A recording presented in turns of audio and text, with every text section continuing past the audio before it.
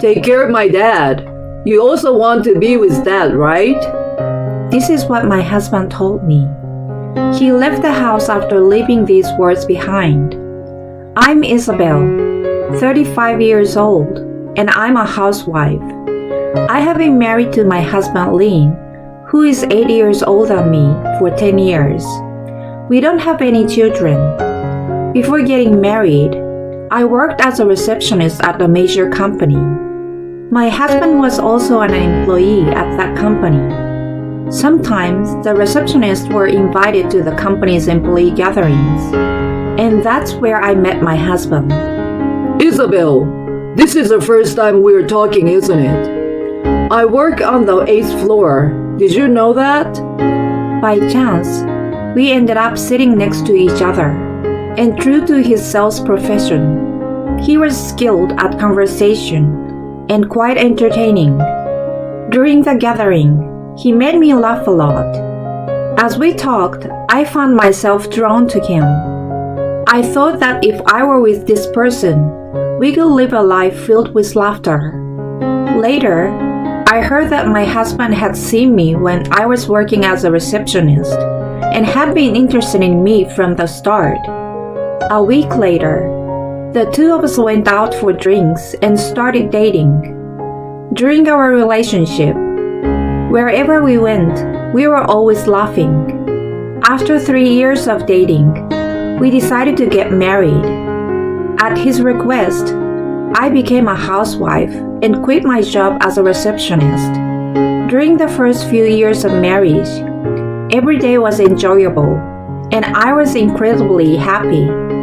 I looked forward to my husband coming home, and it was a daily joy to eat the meals I cooked together and listen to my husband's stories. When I eat your cooking, Isabel, all the fatigue from the day just disappears. Thank you so much always. I had a very good relationship with both of my in-laws. My mother-in-law is kind and easygoing, and I have never experienced the stereotype mother-in-law mistreatment. She is a housewife with more experience than me and is excellent at cooking, so she often taught me. My father-in-law Kenny is a person who is good at talking, cheerful, and funny, just like my husband.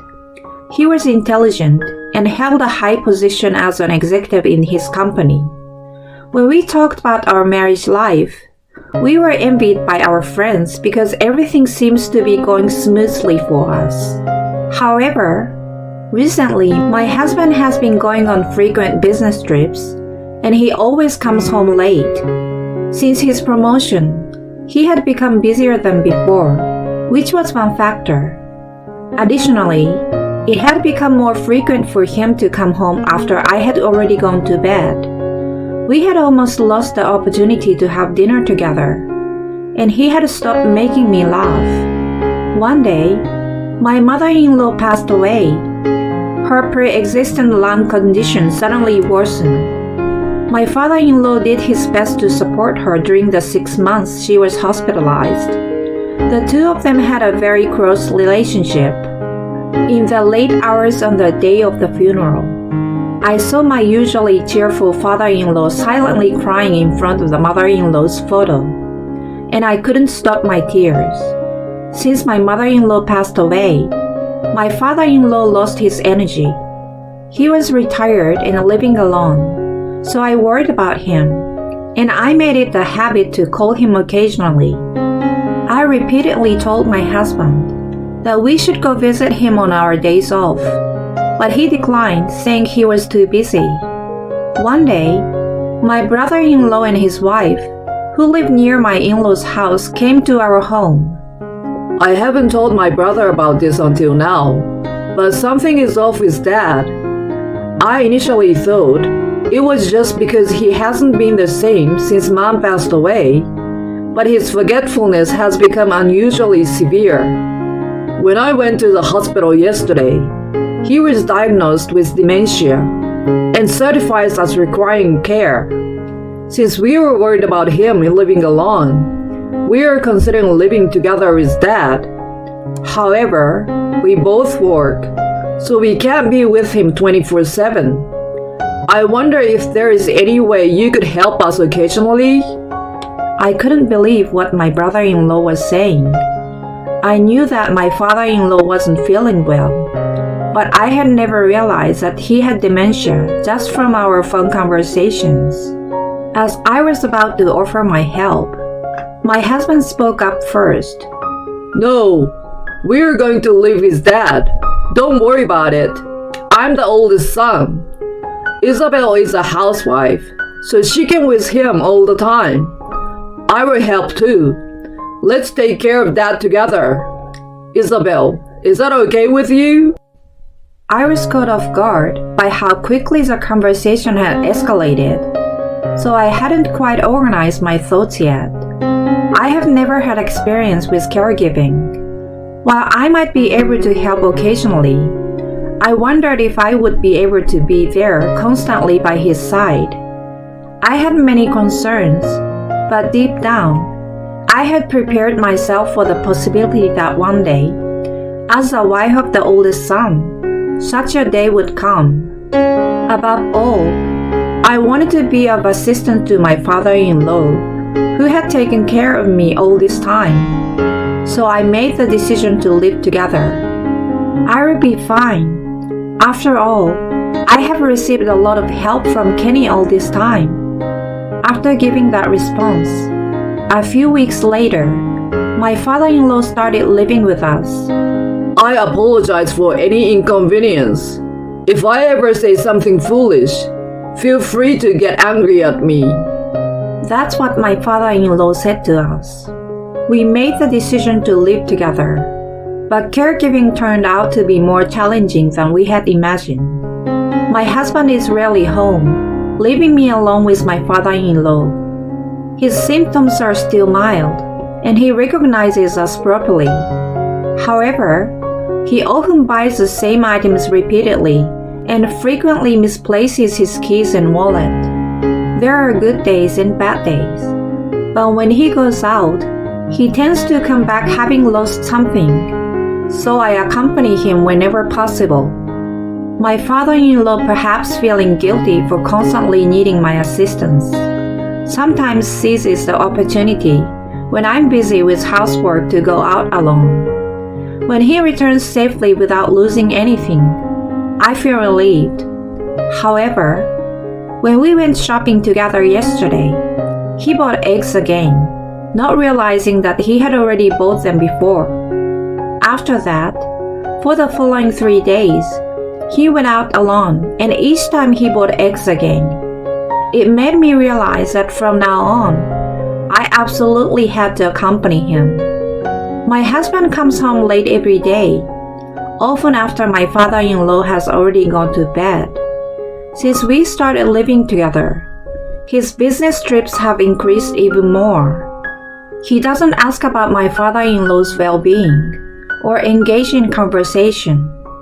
I have many stories about my father-in-law that I want my husband to listen to, but whenever I try to talk to him about it, when he comes home, he always makes excuses like being tired and doesn't listen at all.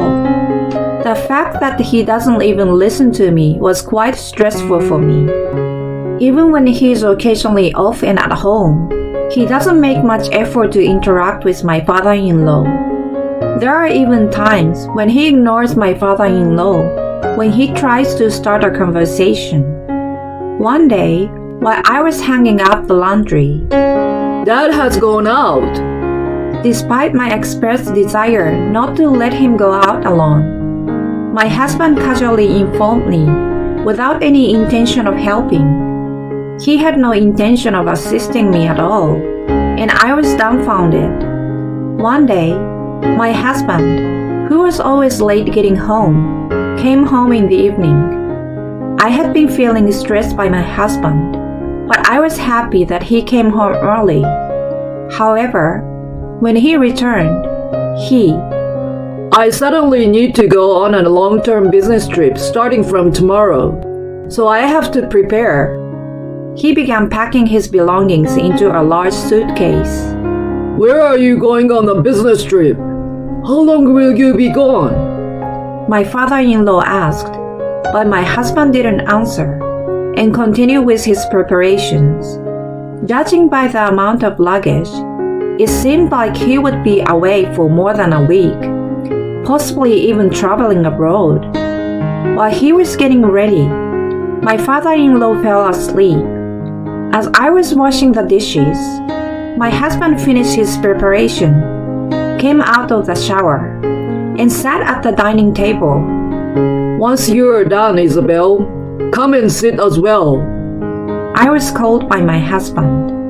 He might be absent for a while starting from tomorrow, but I was somewhat happy at the thought of being able to have a leisurely conversation with my husband after a long time. However, my husband started saying something unbelievable. I want a divorce. I've been having an affair. The other person also had a spouse, but they finally broke up.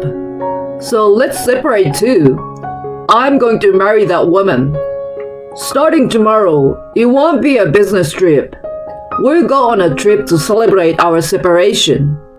I thought it was a bad joke when I saw him continue to talk nonchalantly and unintelligibly. Huh? You were joking, right? Stop it. This isn't like you. It's not funny, I said.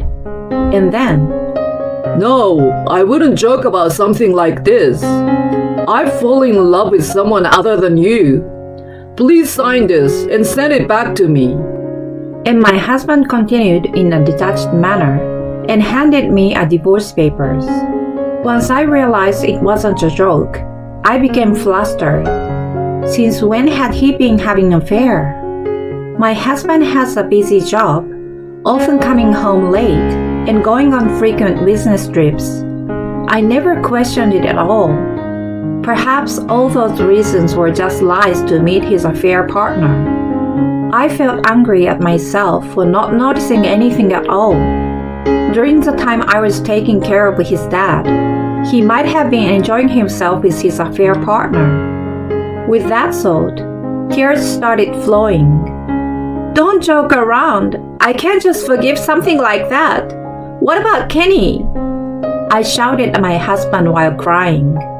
I will still rely on you to take care of that. Dad loves you more than me, right? You seem happy when you're with Dad, don't you? Even if I'm not here, you won't be lonely with Dad around, right?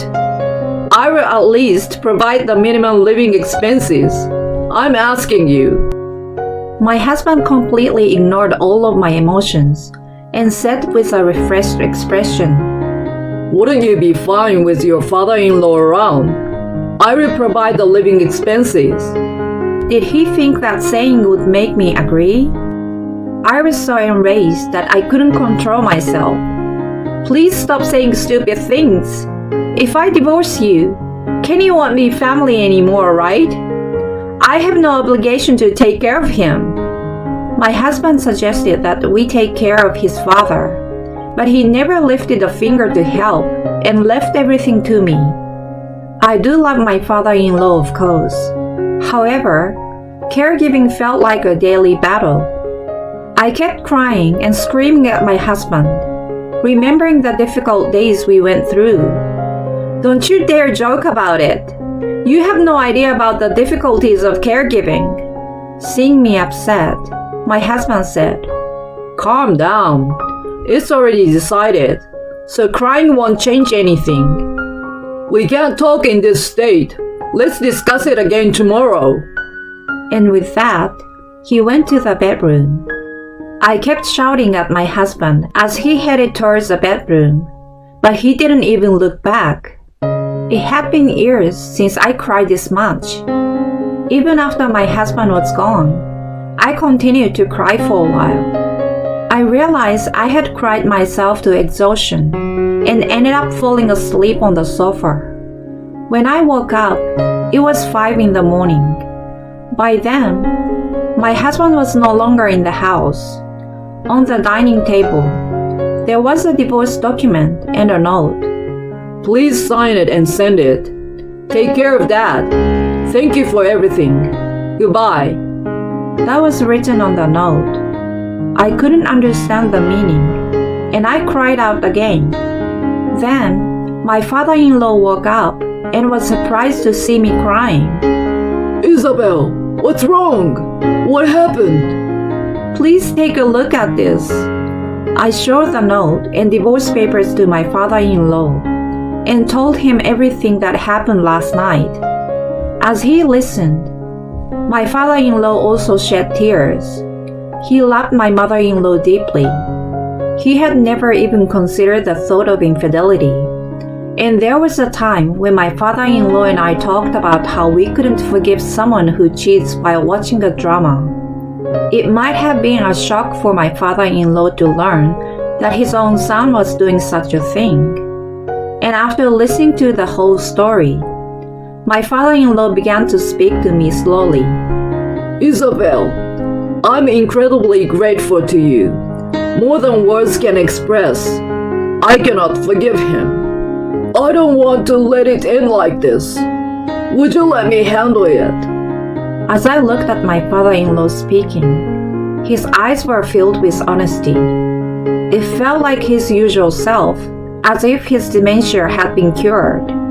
First, gather solid evidence of their infidelity and find out where they are. Hire a private detective for that. Upon hearing my father-in-law's words, I felt a strong sense of support. I couldn't keep crying. I had to fight back.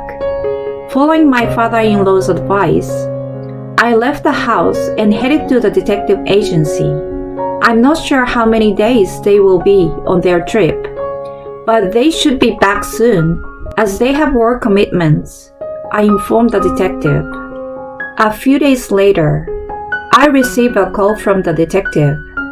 They provided me with numerous photos of my husband walking with the other woman and entering a house together, along with information about his whereabouts.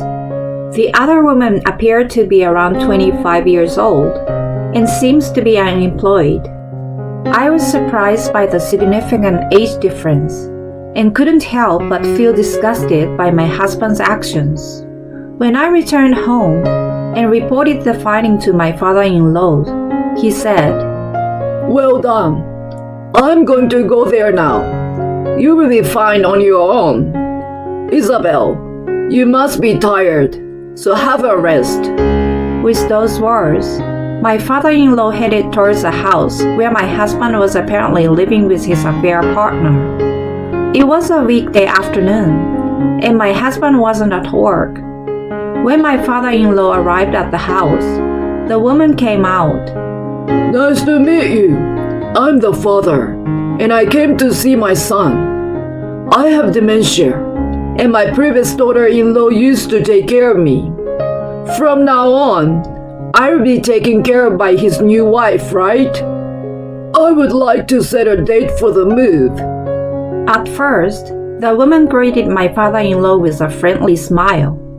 However, when she heard the words dementia and caregiving, she responded by saying, Who are you? I have nothing to do with this, and sent him away. When my father-in-law returned home, he told me to contact my husband's workplace next. Excuse me, I'm his wife. My husband said he's going to see his mistress and hasn't come back yet. Is he at work? I told the woman on the phone in a blunt manner. I'm sorry, Lynn is currently out of the office. Would you like me to have him call you back? I was told. Please do. I told her and hung up. I was very nervous, but my father-in-law, who was listening next to me, praised me after the call ended. And a few hours later, my husband called. As soon as I answered the phone, What the hell are you thinking? Calling my workplace? Are you out of your mind? You should have called my cell phone instead. I've already given you the divorce papers. We are getting divorced, so there's no cheating or anything, he said. Because of you, it seems like there are rumors circulating in the office. I heard it from one of the office workers with a smug look on their face. Don't mess around. It seems like our plan was a great success. Upon hearing the panicked words of my husband, I deliberately maintained a calm tone and responded, "Oh, wasn't it goodbye? I know we were getting divorced. I'm fine with you not contacting me." With that, I hung up the phone. Even this response was instructed by my father-in-law. My husband, in a state of panic, looked quite ridiculous, and I and my father-in-law shared a laugh. And that night, my husband returned home. My father-in-law was already asleep. After I hung up the phone, and he kept calling multiple times, I thought he still had something to say. But as soon as he returned, he apologized at the entrance. I made a regrettable mistake in a moment of confusion. You haven't filed for divorce, right? Please stay with me after all. Please continue to take care of me from now on. Thank you. I couldn't help but burst out laughing. He had shrunk so much that it was hard to believe he had been so confident until the evening. So the other person hadn't separated from her husband, right? She seemed surprised to hear that your father has dementia. So what? We are still getting a divorce. My husband has a surprised expression upon hearing my words. You? How do you know about that? Kenny spoke with that woman. Oh, it was also Kenny's idea to call the company. I've already found a lawyer, so let's meet at the courthouse. I'm going to demand a substantial amount of compensation. Take care. Well then, goodbye. As I said that, my husband had an unbelievably shocked expression on his face. I proceeded to kick my husband out of the house right then and there. I felt a great sense of relief. While taking a shower, I couldn't help but laugh repeatedly as I recalled the sight of my husband's kneeling. The next morning, when I informed my father-in-law, who had just woken up, that my husband had returned. If you had woken me up, I would have shouted at him too. He told me laughing. While we were having that conversation, my brother-in-law arrived. It seems like my father-in-law had called him. I apologize for my brother's rude behavior. He apologized to me. We will take care of that at our home. I understand that you will face difficulties with upcoming trial, but I will do my best to support you as much as possible. My father-in-law also conveyed to me. I apologize once again for my son's actions. Perhaps I have raised him incorrectly. You have a very kind woman. Please, find happiness. He said this and firmly grabs my hand. I can't forgive my husband, and I no longer love him. But I have nothing but gratitude towards my in-laws aside from my husband. I truly felt fortunate to have met these people. Subsequently, the trial took place, and the photos obtained by the detective became decisive evidence, allowing me to successfully claim compensation. When I informed my father-in-law and brother-in-law about the divorce being finalized, they were extremely happy. It seems that my father-in-law, who takes medication, has mild cognitive impairment that hasn't worsened, and my brother-in-law is also relieved. I heard from the lawyer that my husband is also being sued by the cheating partner's spouse. I heard that my husband had a hard time at work because of the phone call I made and ended up quitting his job. Although I'm worried about whether I will receive proper compensation, I felt like he had been punished. As for myself, I started working as a housekeeper. I visit the homes of elderly people who live alone and assist with household chores. Being a full-time housewife for many years and not having worked for 10 years, I was very anxious about whether I could work properly. However, thanks to my in-laws, I'm very skilled in the household chores and can also provide some caregiving assistance. It's a perfect job for me, and it's going quite well. Moments when I receive thanks from the families I visit as a housekeeper makes me incredibly happy. Despite everything that has happened,